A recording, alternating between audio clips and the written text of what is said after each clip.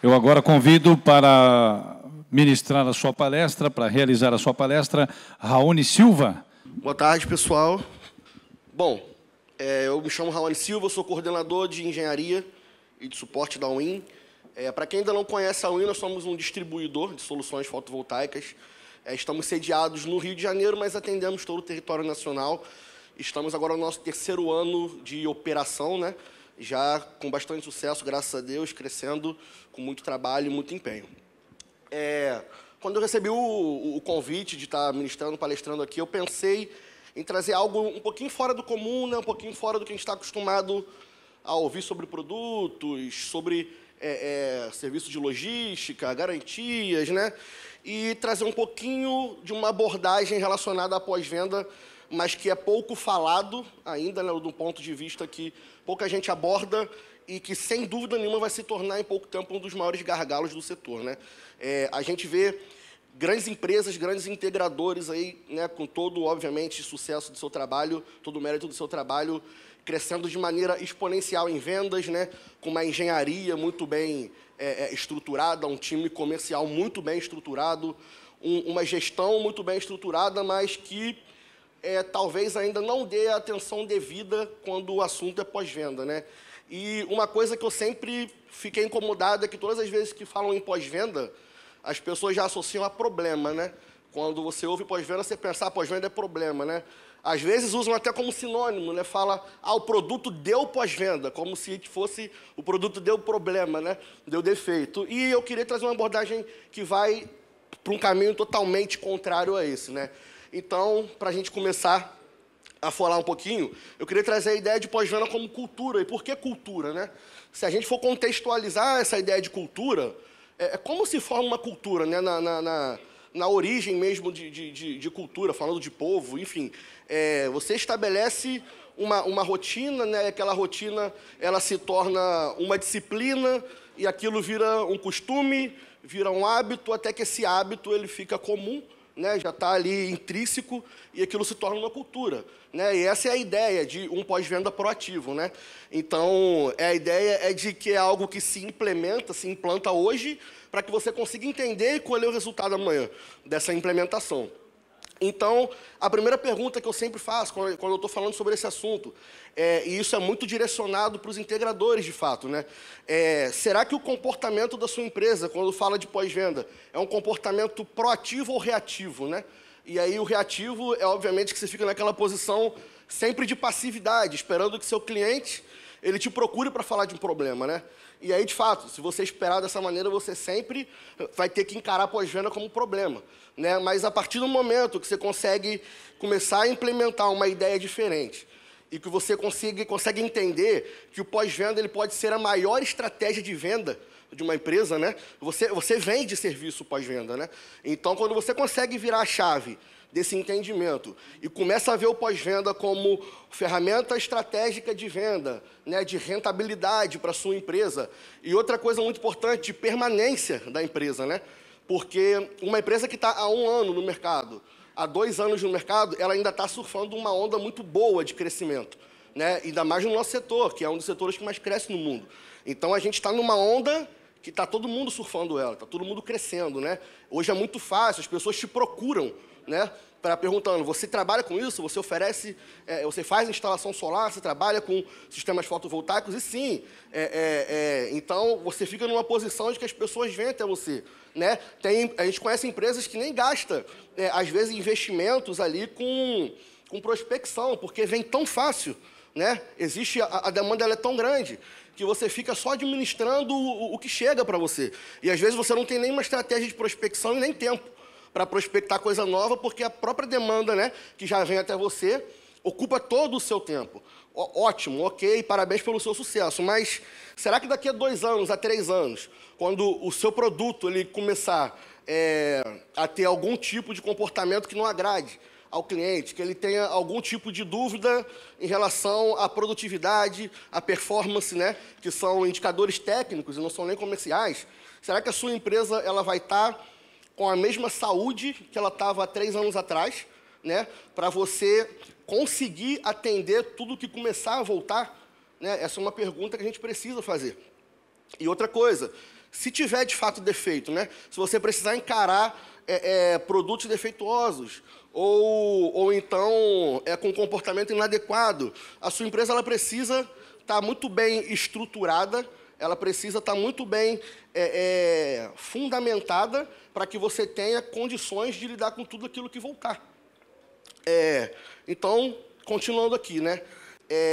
Essa é uma definição aqui, obviamente, que quando a gente fala de pós-venda, a gente poderia definir de diversas maneiras possíveis aqui, né? Mas do nosso ponto de vista, o que eu entendo que é uma definição mais adequada para o que a gente está tratando aqui, é justamente essa definição, de você fazer com que o seu cliente entenda qual a intenção do relacionamento ali, né? Então, é uma arte ali de você conquistar e manter cliente, né? E fazer com que aquele relacionamento, de alguma forma, ele seja rentável para você ao longo do tempo, né? Então, a gente vê muitas empresas que se comportam de uma maneira entendendo que o relacionamento ele termina após a venda, né? Mas, na realidade, é totalmente o contrário. Você está casando, ainda mais a gente que fala de um produto de 25 anos, né? Isso virou um clichê, mas a gente ainda não tem 25 anos de mercado, mas, beleza, a gente vende dessa forma, né? É um produto que vai durar 25 anos, né? Uma vida média, um tempo médio de vida útil. Então, ou você vendeu uma solução e ok, seu cliente vai estar satisfeito com aquilo, ou você comprou um problema para o resto da sua vida, né? Então, é muito importante você ter isso muito bem definido. Então, a gente começa a construir esse valor, né? Mudando a ideia de um pós-venda reativo, onde você administra problema e você fica torcendo para que o seu cliente nunca mais te ligue, né, depois que você vendeu o sistema, e isso é muito ruim, né? Isso não é um comportamento saudável. Ou se você já conseguiu entender que pós-venda precisa ser proativo, né? Então, a partir do momento que você fechou uma venda, terminou, tudo certinho, cliente satisfeito, sistema instalado, e aí, o que acontece depois disso? Você nunca mais fala com o cliente? Se ele não te procurar, você nunca mais procura, né? Então, é um comportamento que precisa passar por etapas de construção de valor para que você entenda a mudança, que você consiga virar essa chave e entender pós-venda de uma maneira diferente. E aí aqui eu trago 4 perguntinhas que eu vou colocar aqui que eu não quero que ninguém responda, porque eu acho que não tem resposta, né? Ou pelo menos não tem uma resposta pronta. Mas, por exemplo, qual prejuízo um cliente insatisfeito pode gerar para o seu negócio? Segunda, o que custa menos? Evitar erros ou precisar corrigi-los? Terceira, quando acaba uma negociação?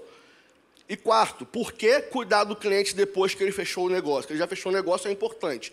E por quanto tempo eu devo fazer isso, né? Essas são perguntas de um ponto de vista meio que negativo assim, da situação, né? E, por outro lado, tem outras 4 que trazem uma ideia positiva. Quanto custa a satisfação do seu cliente?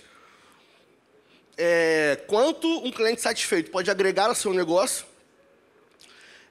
Em quais métricas os resultados do seu negócio estão baseados? E a sua empresa se comporta, como eu já falei aqui, né, de forma proativa ou reativa? Se eu fosse perguntar de fato isso aqui para as pessoas, alguns não me responderiam nada, né, certamente não saberiam o que responder. Outros iam ficar ali naquela de gaguejando, mas eu acredito que a maioria das pessoas não tenham uma resposta definida para aquilo ali, né? Então, isso aqui é, de fato, uma reflexão. E aí fica a pergunta mais importante disso tudo.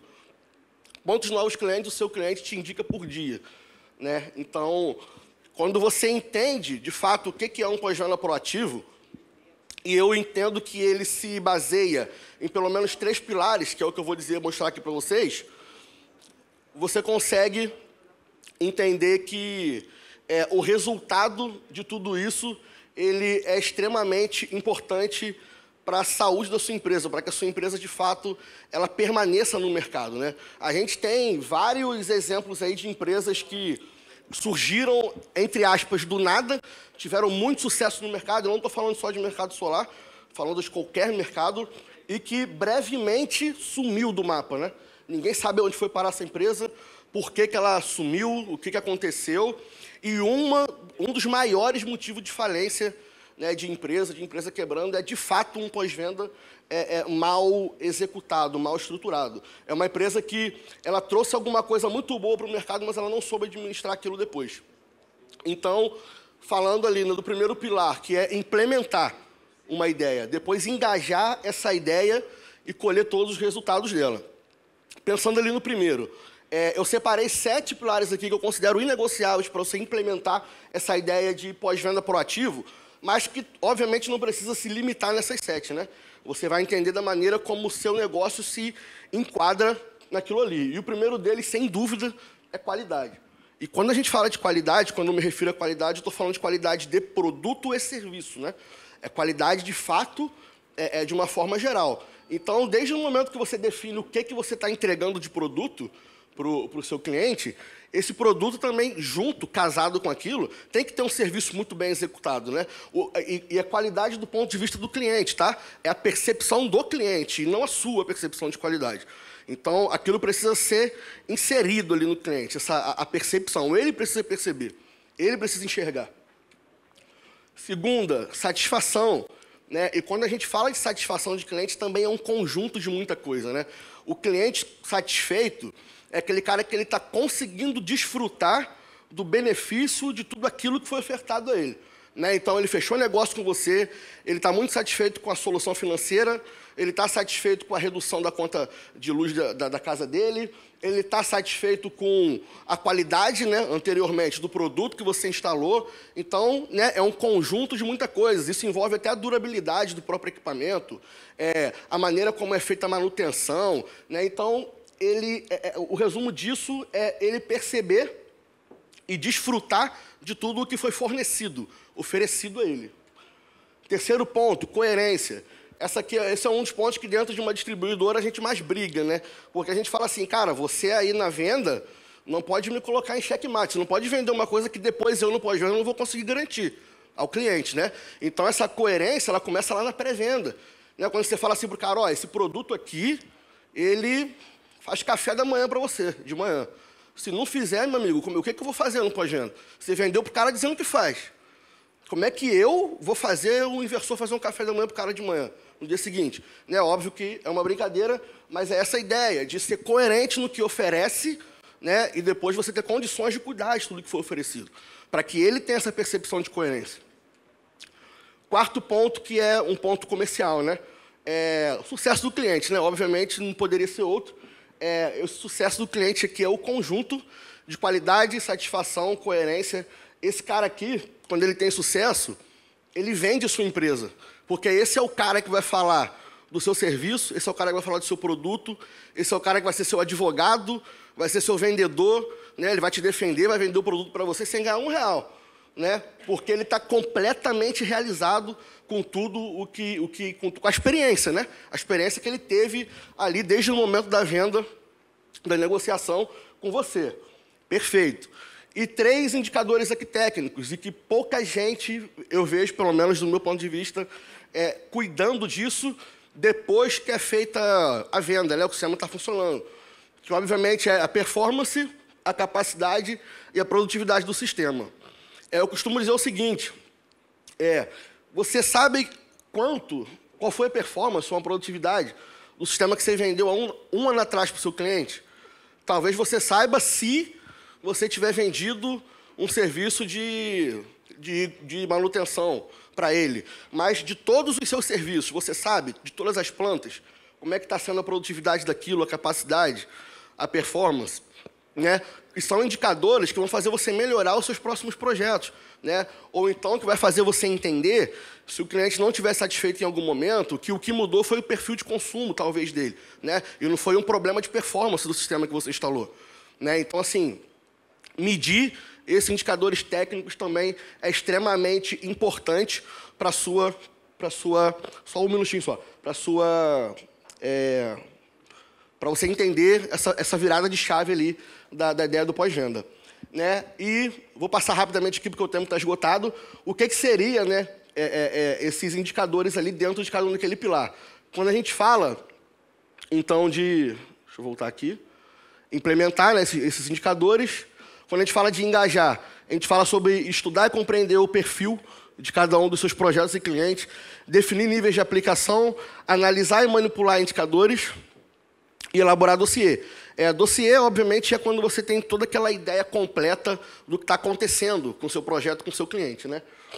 E, por último, aqui, o que a gente enxerga de resultado de tudo isso. Né? O que acontece quando a gente consegue tornar um pensamento reativo em um pensamento proativo. Conhecimento apurado do mercado e do nicho que você mesmo atua, relacionamentos de longo prazo estabelecido com os clientes, direcionamento correto de esforços e recursos de prospecção, redução de custos e desperdícios existentes, né? E, por último, aqui, aumento exponencial das vendas e rentabilidade da empresa. É isso, gente. O tempo é muito corrido, mas obrigado aí pelo tempo de vocês. É isso. Muito obrigado, Raoni Silva, da UIN.